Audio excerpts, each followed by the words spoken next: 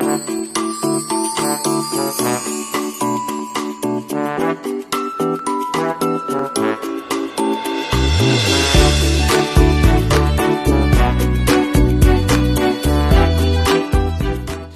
Raiff, thanks so much for talking with me today. Thanks so much for talking to me. I really like your shirt. Yeah, thank you. Yeah, it's our logo. It's awesome. So congratulations, Cha-Cha Real Smooth. This is just such a wonderful film. Thank you. And I think the audience loved it last night, which is always a really great sign. Right? Yeah, I wasn't there watching it with everyone, but for the Q&A, it seemed like it was good energy. Yeah.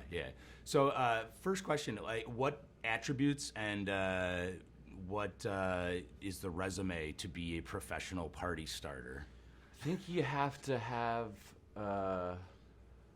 vodka. No, no. I think it's about extroverts.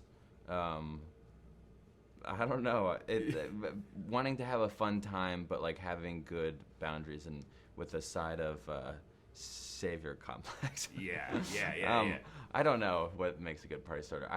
The party starter for my like bar mitzvah circuits was this like 45-year-old guy named Vince. Awesome. And what made him a great party starter was like he knew how to navigate the parents and the kids really well. Yeah. And he like knew how to really turn it off and turn it on, and had like very good boundaries. Like as soon as like the party was over, he was like, "This is not my life." Yeah.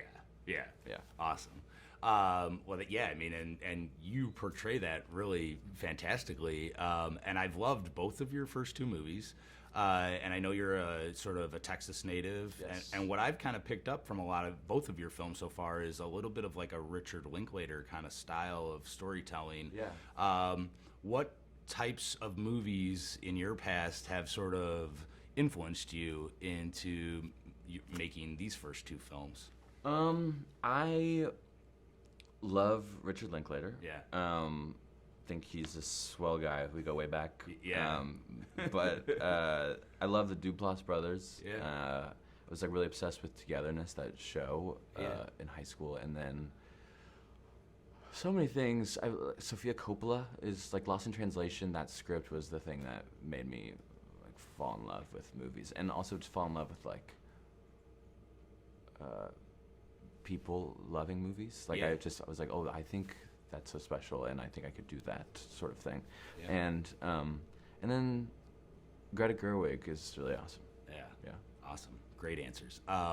We'll talk about Cha-Cha Real Smooth. Talk about sort of developing the script and like your writing process. I also really want to know about like getting the comedy right. I know that that's always really, really hard to get. And what was your sort of process? Talk about like the nugget of like getting it started and then to the final product. I pitched this idea to Ro Donnelly, who is the producer of this movie. Dakota is also the producer. They're producing partners. Yeah. Tea Time. Yeah. And I met her and I pitched her this idea of like two soulmates helping each other get strong for different phases in their life. Yeah. And I said it was called Cha-Cha Real Smooth. And she was like, what? And then I talked about like the bar mitzvah world, and then the next day I was meeting with Ro and Dakota. Yeah. And I spent the meeting kind of talking about why I'm so in love with Dakota as a performer. Yeah. And she was like, she was in. And because I kind of pitched that we would develop this character together, and that's what I always want to do. And the reason why, like, to answer your question about the comedy of the movie, like, we had such funny actors, and they were such a massive part of bringing the funniness, and not just improv, but like working on the script with them and being inspired by how funny they are and knowing that they can balance certain things. Yeah. Well, one of the themes I really picked up, and I want to talk too about like Leslie Mann. I mean, like I loved her performance here, and a theme that I really picked up was about like the relationships between mothers and their sons. Yeah. Like for you, what kind of like influence in your life with your mom did you bring to that role and that relationship in this movie? Everything. It's hard to sift through like what in my life works its way into the movie. I think all of it does. But like that to me I wanted to make a movie about Andrew's like mommy issues and like his make happy complex, and like his relationship with Domino is very much echoes his relationship with his mom, and the way that he wants to the way that he like dives into these older women's lives, and so and I relate.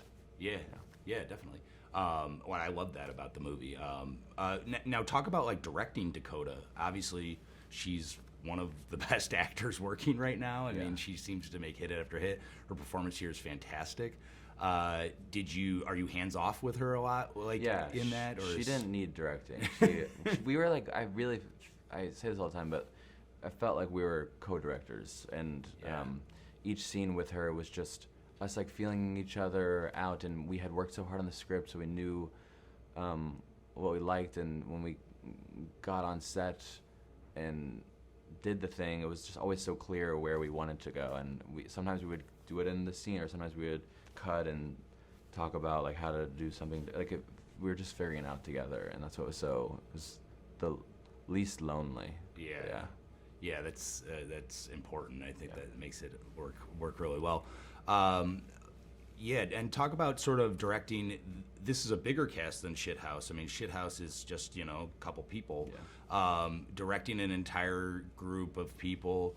When you get started on production, is there sort of let's gather everybody for dinner and let's make sure we all get along in a read through, and then, or is it? I think I wish that we had that, but we just didn't have the money or the time, and I know like COVID times. And things of that nature.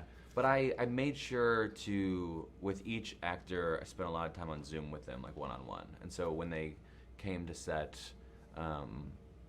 we knew each other. And I also just, every actor in the movie is really good at, because I think all actors are really good at getting to know someone or getting to feel comfortable and safe with someone really quickly. And I mean, I wish we had like rehearsal time. And I wish we had a bunch of like cast dinners. That'd be amazing. But we just didn't have those, and but they're all so good. We didn't.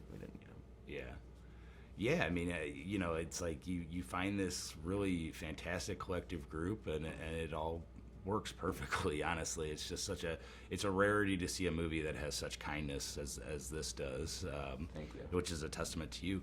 Last question. Let's talk about the music of this movie. I know. I watched the South by sort of post-screening Q&A where Dakota was like, I didn't really like Lupe Fiasco. So talk about sort of how you select some of the songs. I heard a lot of money was spent on WAP. No, actually, well, so WAP was funny because our music supervisor, Rob Lowry, is a genius, and he's really good at making great deals, but also knowing how to solve problems.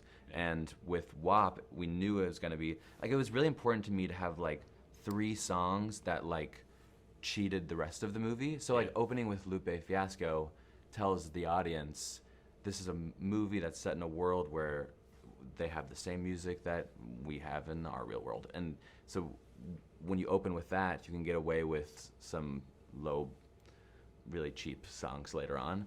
But sprinkling in like WAP, and WAP, we actually used the karaoke version. Oh, nice. So it wasn't the reason why my character is like screaming in the mic is because it wasn't the actual song. That's awesome. And so we like saved $100,000 because of that. There you go. So like Rob is just a really smart guy. Very smart. Well, Cooper Raiff, thank you so much for talking with me today. Fantastic film. Congratulations. We can't wait for everybody else to get to see it. Thank you so much. Yeah. That was really nice Appreciate meeting it. you. You too. I love your shirts. Thank So you. cool. Give me Thank one you. of those. Yeah.